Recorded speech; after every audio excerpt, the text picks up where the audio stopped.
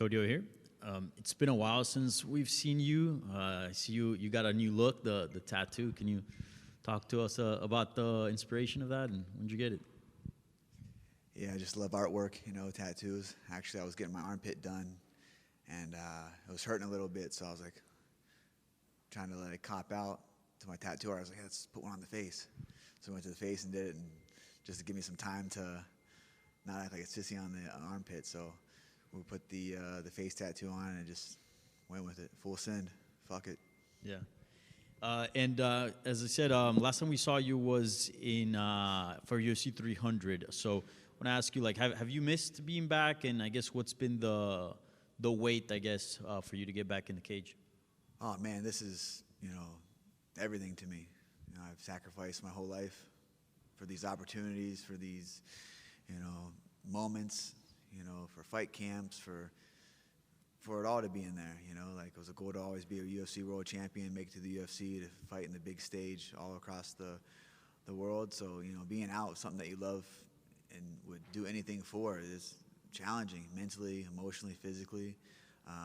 Especially within the fight with UFC 300. I was feeling great, against a good, adversary in Davison Figueiredo. I ended up getting taken down in the second round and had really bad vertigo.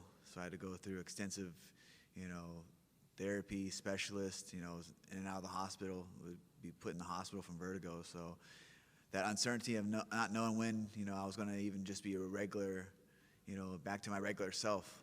I couldn't even lay down, sleep.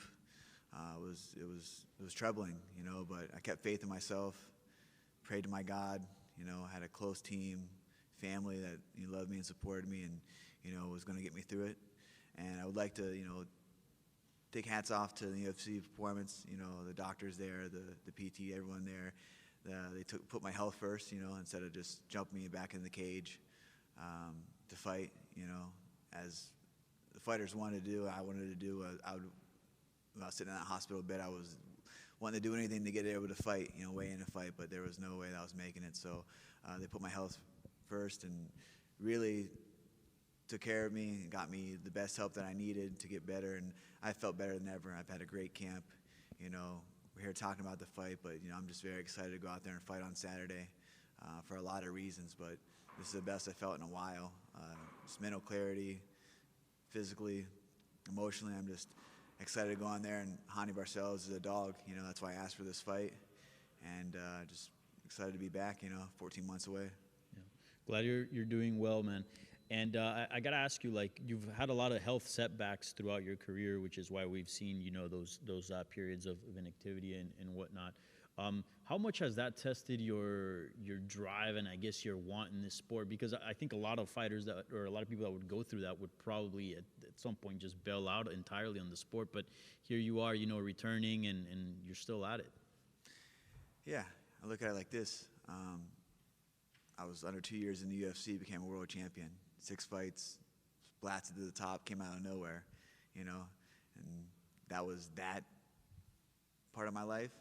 This is part of life. Like, hey, it was easy to win the title. You know what I mean? It's harder to stay here, and that's what I'm doing. I'm staying here.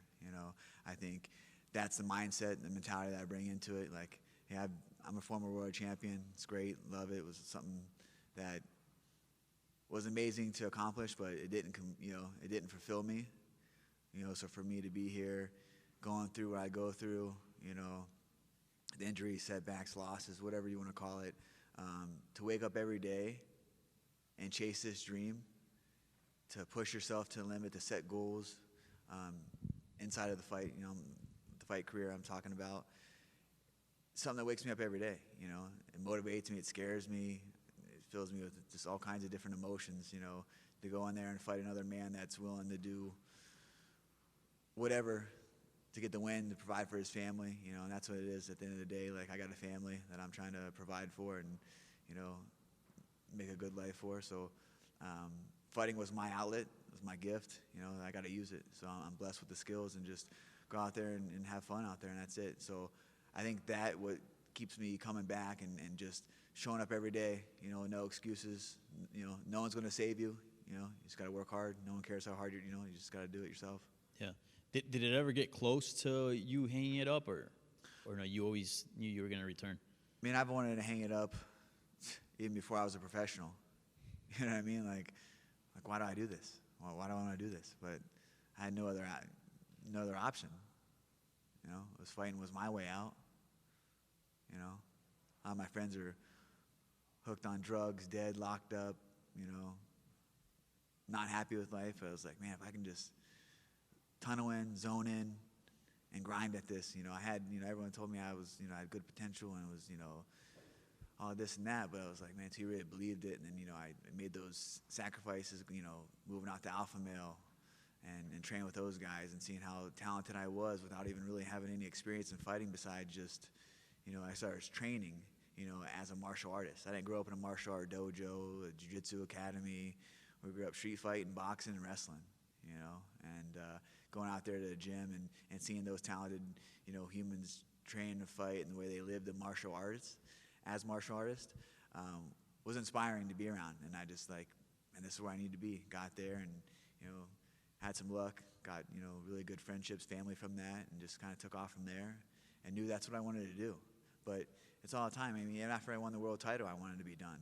You know, I was like, because it didn't fulfill me. You know, being a world champion, like it wasn't nothing. You gotta think I sat about that and focused on that and worked for that for over a decade. And then when I got the title, it was like, this is it. You know, it wasn't it for me. But I love fighting so much that I need fighting. You know, I truly do need fighting in my life to help me battle my demons, focus, you know, to have that just hunger to wake up and attack every day like I do, you know, and also just the unknowing of the future. Like, yeah, we can say I had a great camp, feeling good, but you still don't know what's going to happen inside that octagon come Saturday night. You can be prepared as you want, but it's still the unknown. I think that's what like excites me every day, to get up and train and, you know, and go after it. Yeah. And lastly, can you give us a preview of this fight with Juan Barcelos, and what are you expecting from him? A veteran like yourself, been around for a while. Yeah, Hani's been around for a while. You know, looks really good in his last few fights. You know, he's a dog, you know, so, you know, it's going to be a fight, and I'm excited for that. You know, I'm prepared wherever it needs to be, wherever it needs to go to get this win. Just focused on that, you know, and hope he had a great preparation, and, you know, the best of luck to him, and excited to get to him Saturday. Hey, Cody. I saw on Instagram you recently, I think about 2 weeks ago, hit 3 years sobriety. So congratulations on that. Can you sort of speak to how that journey has been, as you know, as it coincides with your mixed martial arts journey? Yeah, you know, thank you for that. Appreciate it. You know, being sober has been a game changer for me. Not that I was a big addict or, you know, but, you know, when I chose to do that, it was always never right decision. So for me, for my, you know, career, it's amazing. As a father, it's amazing. As a boyfriend, it's amazing. As, you know, as a son, you know, a brother, like it changed my life in a way that I didn't think that it would, you know, but as I keep progressing and I'm you know, in that, you know, sobriety, I'm stronger. I feel better, I feel clear, you know. 6 months I haven't, you know, smoked weed either, and I've smoked weed since I was, I don't know, 12 years old, 13 years old. So man, just like the clarity that I have going in, you know, just, it's nice, man. Like it's nice to have that mental edge, you know, of clarity inside my career, but also in my life. You know, like there's no coping mechanism. It's, you face your fears and you get up every day and tackle them no matter what. We all go through things, you know. It's like we don't need to mask them with drugs or alcohol. And I come from a long line of, you know, addicts. You know, my father's an addict. Been in prison my whole life. You know, had a lot of examples in my life that were, you know, family members and uncles that been incarcerated, you know, addicts. So it's, you know, something that I never wanted to do, and I always wanted to make my mom super proud, you know. So I just, you know, if I can quit one thing that's not, you know, a bad habit, then, but it's helped out a lot in life and in my career, just focus, you know. So, you know, it's a good living. Congratulations on that. Sort of related, Shawn OMalley kind of famously, ahead of this UFC 316 fight, mentioned that he had stopped smoking weed this year. He obviously lost, but y'all have a little bit of a history of back and forth. With the win this weekend, is that kind of a fight you would still like to get to at some point? Yeah, he should have kept smoking because he looked like shit. But yeah, whatever he had to do, Sometimes you lose and you try to reinvent yourself and find yourself. And at the end of the day, man, like you know who you are. You know what you got to do. I know I'm one of the best fighters in the world. So it's like but when you lose, you got everyone in your ear saying you need to do this and do that. Just remember what got you there and who you are at the end of the day. But yeah, that's a fight that, definitely, I think that's a huge pay-per-view sale fight, Shawn and I. But like I said, I'm focused on this fight this Saturday, and then we'll let, everything else fall in line. Do want to go one more to that, though, because after 316, big topic of conversation, Merab Dvalishvili may be the greatest bantamweight of all time. As a bantamweight champion yourself, do you think he's the greatest? Kind of where do you come down on this argument? I personally, I like Merab. I think he's a great, great human. I mean, just his hard work and his fighting style and just how he is as a person, really humble guy. Great fighter, he's turning it up. He's doing well, he's winning, he's doing his thing in there. As far as best, greatest, you'd have to line him up. I think it's truly Dominic Cruz is the greatest bantamweight of all time. He's from WC day to here, I think Dominic Cruz has that. It's hard to keep saying, oh, it's the best, it's the best. It's like, how many best or greatest can you have in a weight class? And that just shows, too, with the bantamweight, how talented it is. The greatest, the greatest, the greatest. How many people you've heard of that the greatest? You had Henry Cejudo that was in there, that was a bantamweight, flyweight champion, one of the greatest as well. Our weight division is stacked. There's so many talented fighters in that division. Thanks, and just last one from me. I believe this is the last fight in your current UFC deal. Are you looking to stay with the promotion or maybe test the waters outside, just kind of get through this week and then move from there?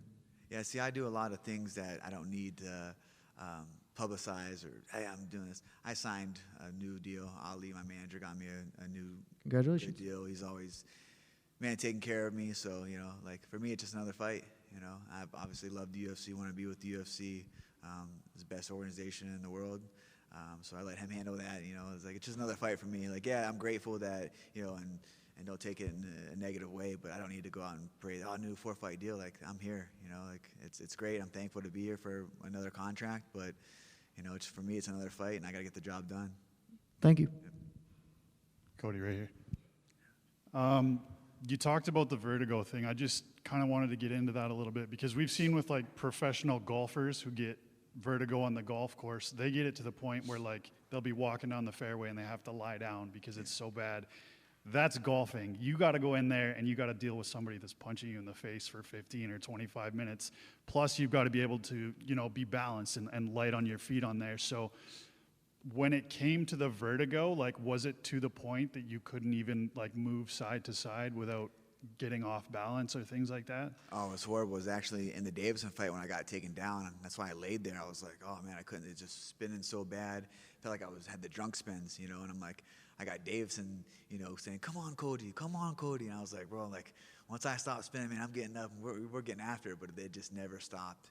And, then training takes in, I was in a vulnerable position where he could really elbow the shit out of me. I was trying to hold his head, and I really didn't know. I couldn't really see, but I could hear. I just feel like I was on a carousel. I could know my coaches were on the right, so I knew I was positioned in the right.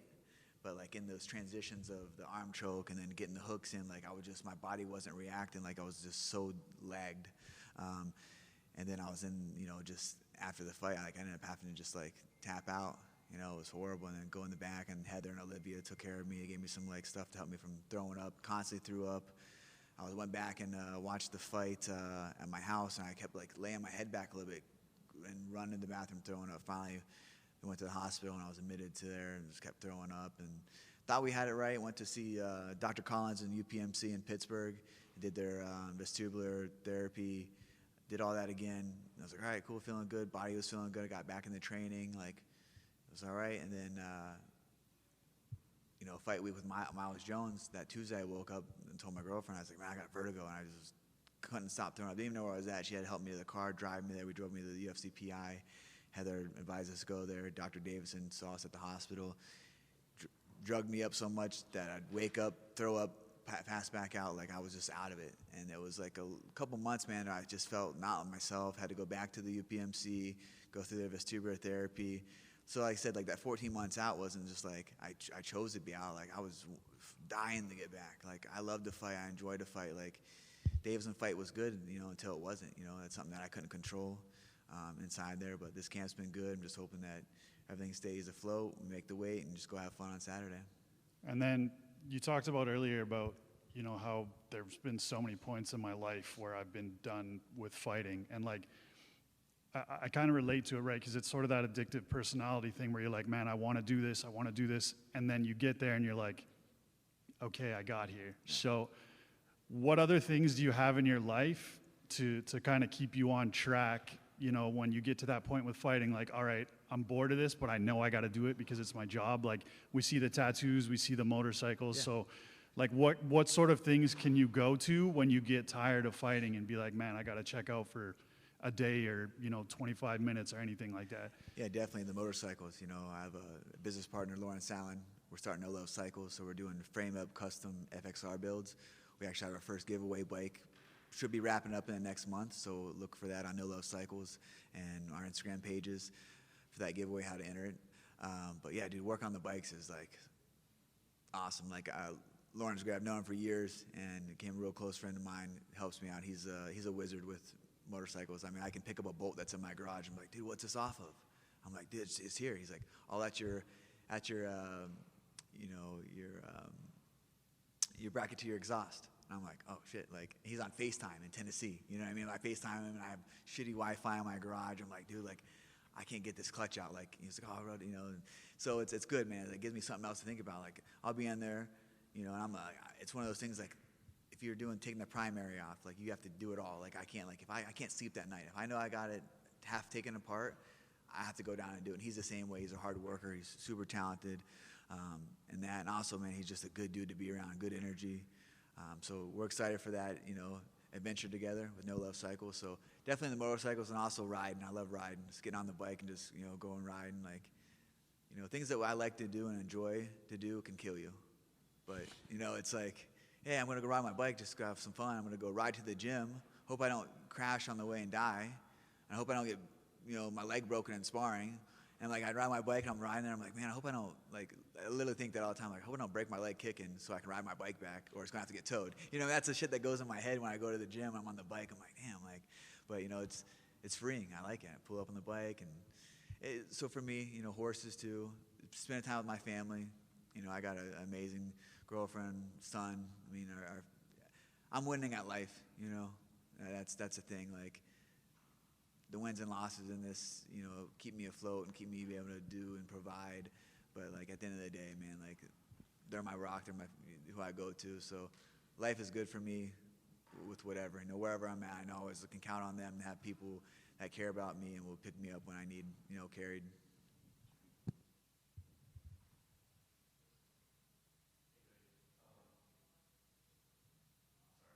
Hey, Cody, so you mentioned, you said you were winning at life. With your family and everything you've got going on out of the cage. At what point did you realize that is what you wanted and you wanted to win at life that way? I think that's always something I wanted. I didn't care about the fame, the money, like anything like that at all. Like that's all nice. I mean, yeah, money is great to live, and like once you was a world champion, it was like, okay. I believed in myself when no one believed in myself to make it here. Even before I even had an amateur fight, So it was like wasn't that big deal to me. So I knew that wasn't going to make me happy. So what truly was going to make me happy is having that stuff that really money can't buy, not no arena can buy, So that at the end of the day, man, like when you have that, like I think that's your richest part of you. The family that loves you, cares about you, close knit of friends, coaches, teammates that you like to be around, you like their energy, because this career is short and this life's short, like who knows? It could be the last fight. We don't ever know. One injury away, even that's in the day. Tomorrow's never promised. So for me, like just taking those little things and never taking them for granted, and just thankful that I have the people that I have in my life, where I'm at, So that's it, man. Just good energy. I'm excited to go out there on Saturday and put on performance, and that's just like my like thank you to them. You know, that's on me. You know, I go out there and fight and win. It's we all win. It's not just me. You know, and that's why I take it so hard when I lose, because it's like, they instill so much into me, my coaches, my teammates, my family, my friends. So winning at life is just, you know, being able to come home to them, win or lose. You know, it's like, hey, they still got my back. You know, always. Yeah, awesome. Thank you.